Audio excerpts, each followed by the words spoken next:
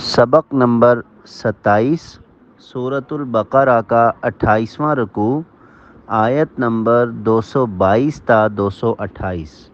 قرآن مجید کی تلاوت با تجوید، حروف و الفاظ کے بامعنی پہچان، جدید پیرائے میں ہر آیت کا آسان ترجمہ، آخر میں ہر آیت کی مختصر تشریح۔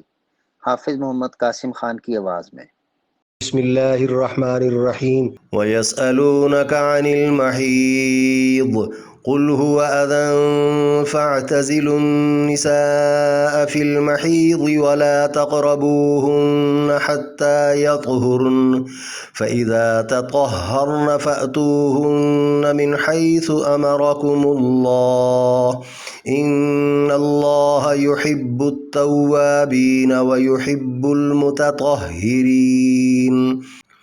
وَيَسْأَلُونَكَ اور پوچھتے ہیں وہ آپ سے، عن المحیض حیض کے بارے میں، قل آپ فرما دیجئے، ہوا اذن وہ ایک گندگی ہے، فاعتزلوا پس الگ رہو تم، النساء عورتوں سے، فی المحیض حالت حیض میں، ولا تقربوہن اور نہ قریب جاؤ ان کے، حتیٰ یطہرن یہاں تک کہ وہ پاک ہو جائیں، فاذا تطہرن پس جب وہ پاک ہو جائیں، فأتوہن پس آؤ تم ان کے پاس، من حیث جہاں سے، امرکم اللہ حکم دیا تم کو اللہ نے، ان اللہ بے شک اللہ، یحب پسند کرتا ہے، التوابین توبہ کرنے والوں کو، ویحب اور پسند کرتا ہے، المتطہرین پاک رہنے والوں کو۔ پوری آیت۔ لوگ آپ سے حیض کے بارے میں پوچھتے ہیں، آپ کہہ دیجئے وہ ایک گندگی ہے، سو تم حیض کے دوران عورتوں سے الگ رہو اور تم ان کے قریب نہ جاؤ یہاں تک کہ وہ پاک ہو جائیں، پس جب وہ پاک ہو جائیں تو جہاں سے اللہ نے تمہیں حکم دیا ہے تم ان کے قریب آؤ، بلا شبہ اللہ توبہ کرنے والوں کو پسند کرتا ہے اور خوب پاک رہنے والوں کو پسند کرتا ہے۔ نساؤکم حرث لکم فأتوا حرثکم انا شئتم وقدموا لانفسکم واتقوا اللہ واعلموا انکم ملاقوہ وبشر المؤمنین۔ نساؤکم عورتیں تمہاری، حرثن کھیتی ہیں، لکم تمہارے لیے، فأتو پس آؤ تم، حرثکم اپنی کھیتی میں، انا شئتم جہاں سے چاہو تم، وقدموا اور آگے بھیجو، لانفسکم اپنی جانوں کے لیے، واتقوا اللہ اور ڈرو تم اللہ سے، واعلموا اور جان لو، انکم یہ کہ تم، ملاقوہ ملنے والے ہو اس سے یعنی اللہ سے، وبشر المؤمنین اور خوشخبری دے دیجئے ایمان لانے والوں کو۔ پوری آیت۔ تمہاری عورتیں تمہاری کھیتی ہیں، سو تم اپنی کھیتی میں جہاں سے چاہو آؤ اور اپنی جانوں کے لیے آگے بھیجو اور اللہ سے ڈرو اور یہ جان لو کہ تم اللہ سے ملنے والے ہو اور خوشخبری دے دیجئے ایمان والوں کو۔ وَلَا تَجْعَلُوا اللَّهَ عُرْضَةً لِأَيْمَانِكُمْ أَن تَبَرُّوا وَتَتَّقُوا وَتُصْلِحُوا بَيْنَ النَّاسِ واللہ سمیع علیم۔ وَلَا تَجْعَلُوا اللَّهَ اور نہ بناؤ تم اللہ کو، عُرْضَةً ڈھال، لِأَيْمَانِكُمْ اپنی قسموں کی، ان تبروا یہ کہ نیکی کرو تم، وتتقوا اور پرہیزگاری کرو تم، وتصلحوا اور مصالحت کرواؤ تم، بین الناس لوگوں کے درمیان، واللہ سمیع علیم اور اللہ سننے والا جاننے والا ہے۔ پوری آیت۔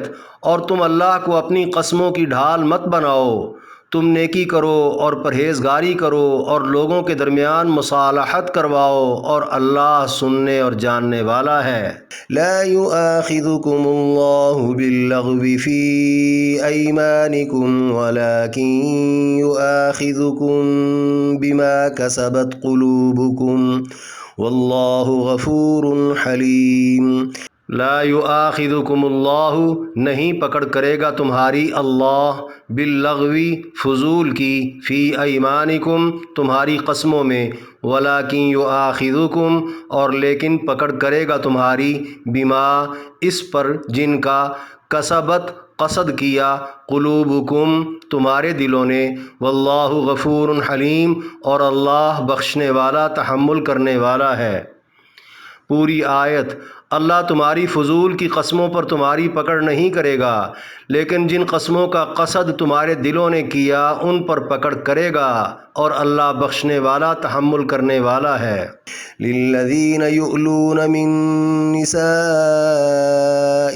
تربص 4 اشہر فإن فاؤوا فإن اللہ غفور رحیم۔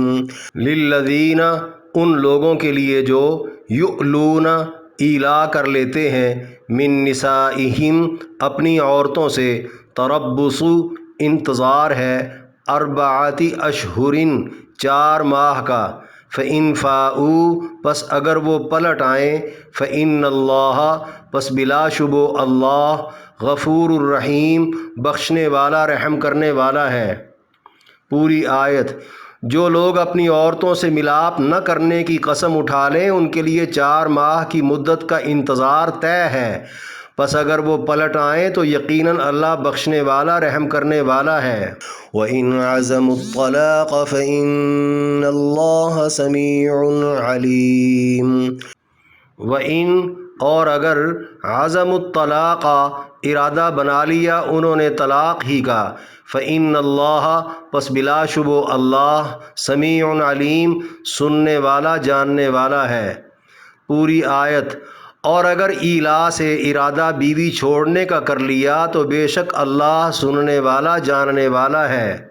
والمطلقات يتربصن بأنفسهن 3 قروء ولا يحل لهن أن يكتمن ما خلق الله في أرحامهن إن كن يؤمن بالله واليوم الآخر وبعولتهن أحق بردهن في ذلك إن أرادوا إصلاحا ولهن مثل الذي عليهن بالمعروف وللرجال عليهن درجة والله عزيز حكيم۔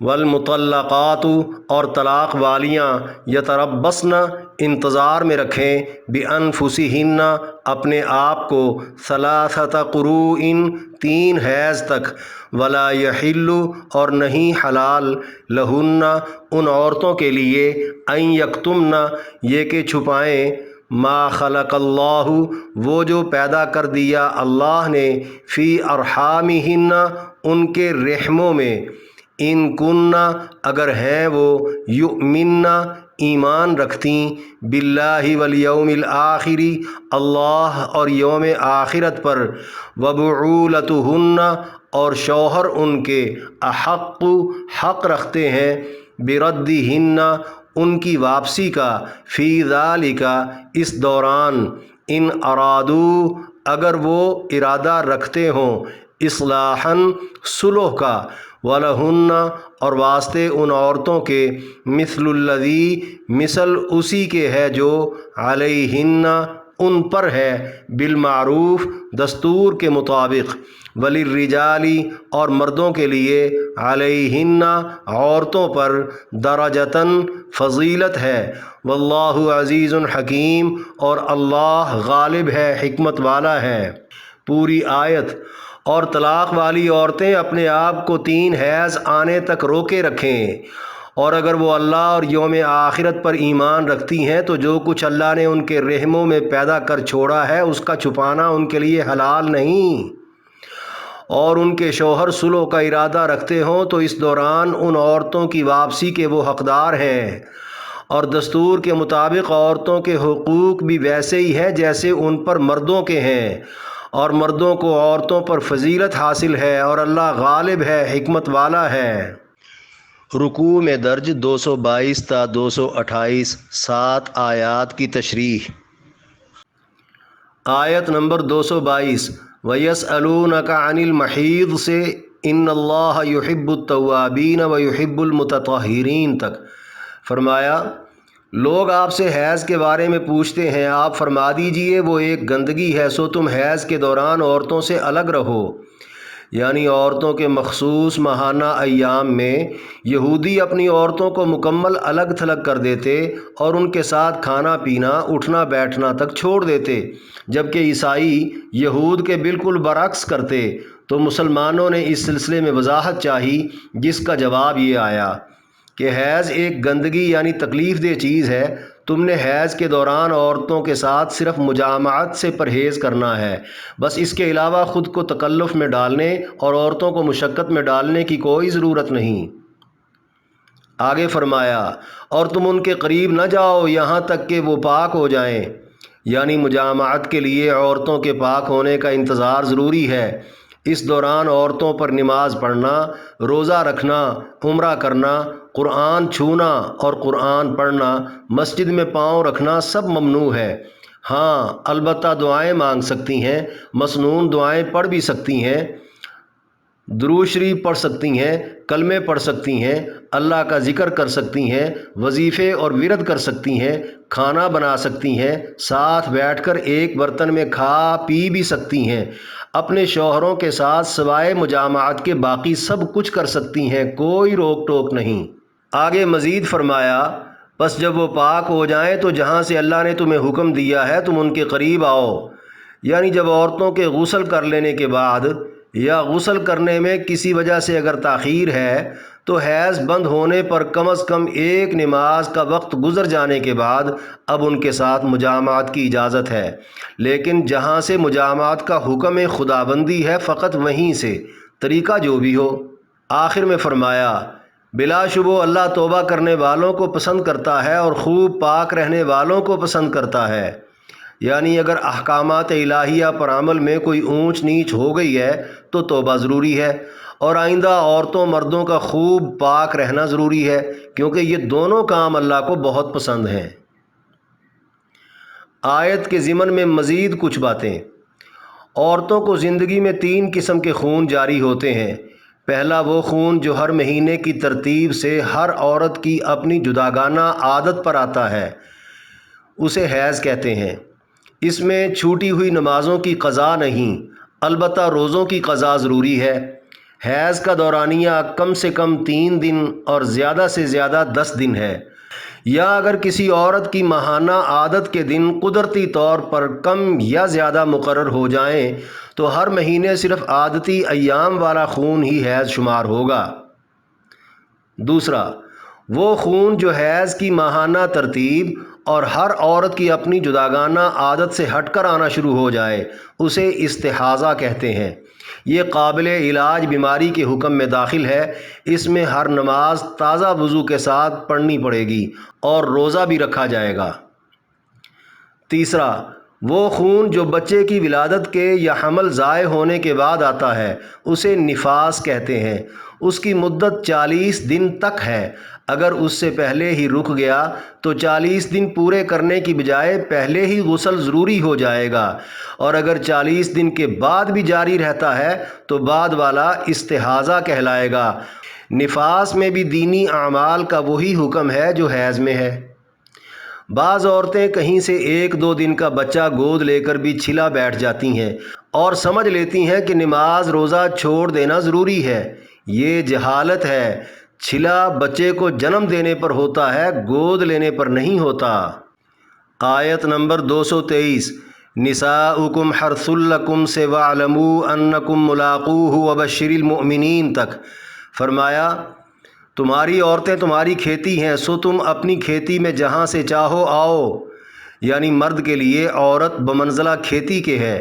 انتہائی لطیف انداز میں یہ بات سمجھا دی گئی کہ کھیتی کا خاطر خواہ خیال رکھا جاتا ہے تاکہ پیداوار کمزور نہ ہو، اور کھیتی میں بیج ڈالنا مقصد ہوتا ہے تاکہ پیداوار حاصل ہو۔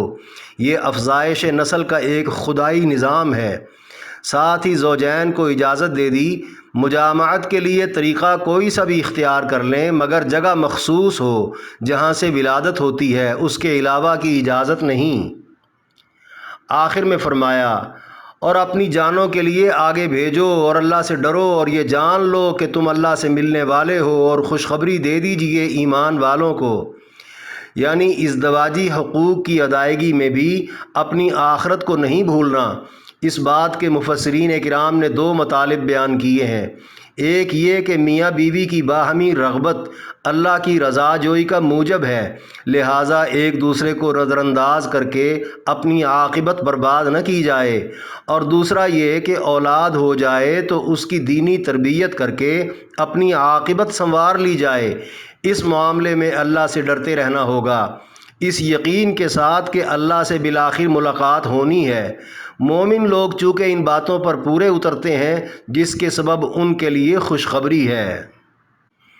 آیت نمبر 224 وَلَا تَجْعَلُوا اللَّهَ عُرْضَةً لِأَيْمَانِكُمْ أَن تَبَرُّوا وَتَتَّقُوا وَتُصْلِحُوا بَيْنَ النَّاسِ وَاللَّهُ سَمِيعٌ عَلِيمٌ۔ فرمایا اور تم اللہ کو اپنی قسموں کی ڈال مت بناؤ، تم نیکی کرو اور پرہیزگاری کرو اور لوگوں کے درمیان مصالحت کرواؤ، اور اللہ سننے والا جاننے والا ہے۔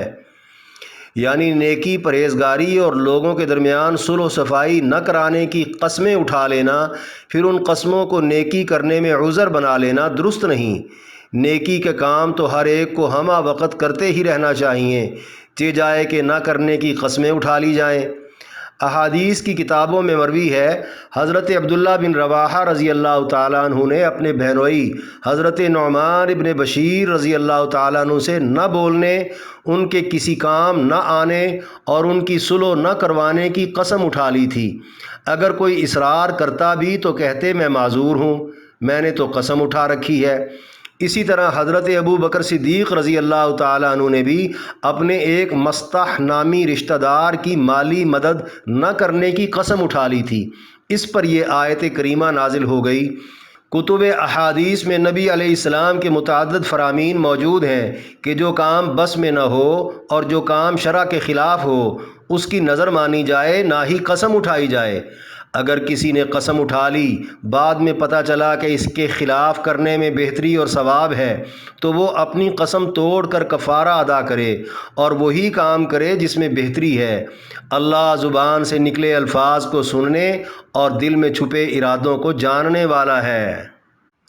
آیت نمبر 225 لا یؤاخذکم اللہ باللغو فی ایمانکم سے واللہ غفور حلیم تک۔ فرمایا اللہ تمہاری فضول کی قسموں پر تمہاری پکڑ نہیں کرے گا، یعنی دو طرح کی فضول، ایک وہ قسم جو گفتگو کے دوران عادتاً منہ سے بار بار نکلے، دوسری وہ قسم جو سابقہ کسی واقعے کو بیان کرتے ہوئے غیر ارادی طور پر زبان سے نکل جائے، بعد میں پتہ چلے کہ وہ غلط تھی۔ ان دونوں قسموں پر کوئی پکڑ نہیں۔ آگے فرمایا لیکن جن قسموں کا قصد تمہارے دلوں نے کیا ان پر پکڑ کرے گا، یعنی جو قسم دل کی آمادگی سے خوب سوچ سمجھ کر اٹھائی گئی ہو، اگر جھوٹی اٹھائی تو سخت گناہگار ہوگا۔ اگر اس پر کسی معاملے یا فیصلے کا انحصار ہوا تو اس معاملے میں جو غلط ہو گیا اس کا گناہ الگ سے ہوگا، اور اگر کسی وعدے کے ساتھ قسم اٹھا کر بعد میں توڑ دی گئی تو کفارہ دینا ہوگا۔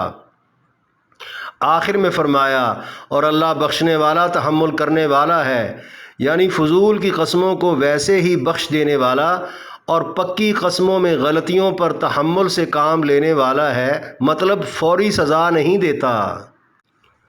آیت نمبر 226 للذین یؤلون من نسائہم تربص 4 اشہر فإن فاؤوا فإن اللہ غفور رحیم۔ فرمایا جو لوگ اپنی عورتوں سے ملاپ نہ کرنے کی قسم اٹھا لیں ان کے لیے 4 ماہ کی مدت کا انتظار طے ہے، یعنی کسی بات سے خفا ہو کر اپنی عورتوں کے پاس نہ جانے کی قسم اٹھا لینا، جس کو عربی میں ایلا کہا جاتا ہے۔ زمانہ جاہلیت میں اہل عرب سالہ سال تک ایلا کی مدت بڑھاتے رہتے تھے، اس طرح بیوی کو چھوڑتے نہ ہی اپناتے، وہ بیچاری ایک نوکرانی بن کر رہ جاتی اور اس کے فطری جذبات کا قتل ہوتا۔ اللہ نے ایلا کی مدت 4 ماہ مقرر فرما دی۔ آخر میں فرمایا پس اگر وہ پلٹ آئیں تو یقیناً اللہ بخشنے والا رحم کرنے والا ہے۔ یعنی 4 ماہ مکمل ہونے سے پہلے پہلے مرد نے عورت سے ملاپ کر لیا اور ٹوٹ جانے والی قسم کا کفارہ ادا کر دیا تو اس دوران جس سے جو بھی غلطی اور اونچ نیچ ہو گئی اللہ بخشنے والا اور رحم کرنے والا ہے۔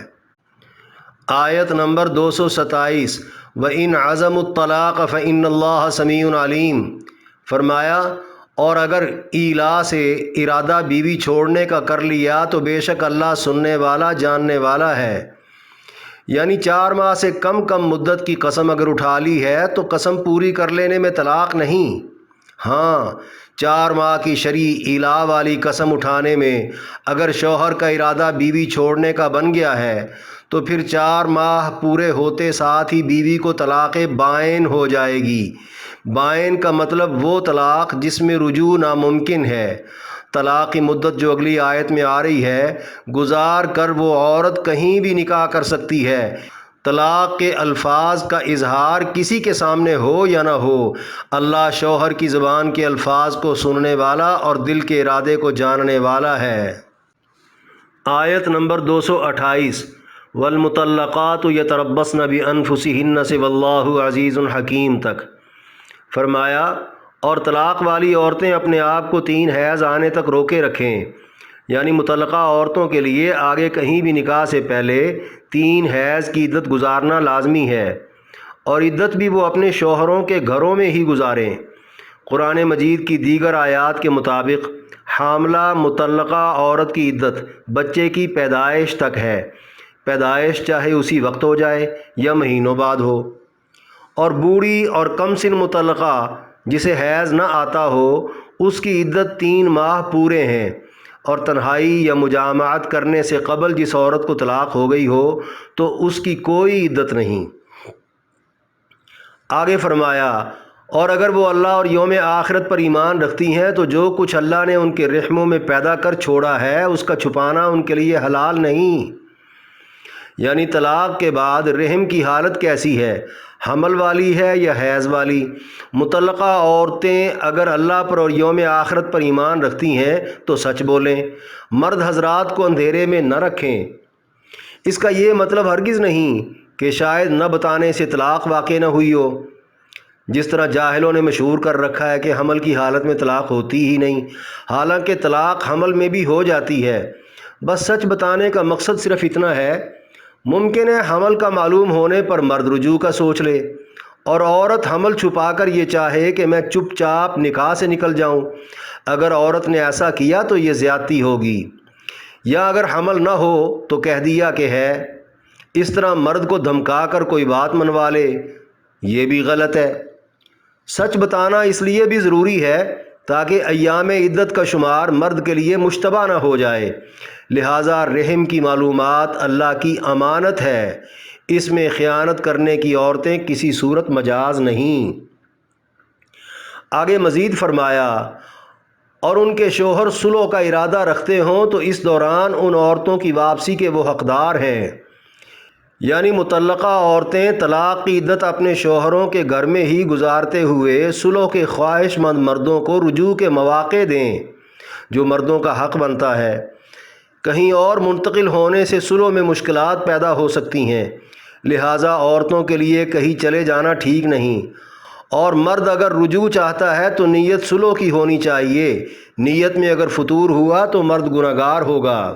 اس کے بعد فرمایا اور دستور کے مطابق عورتوں کے حقوق بھی ویسے ہی ہیں جیسے ان پر مردوں کے ہیں، یعنی باہمی حقوق میں اور حقوق کی ادائیگی میں مرد عورت دونوں برابر ہیں۔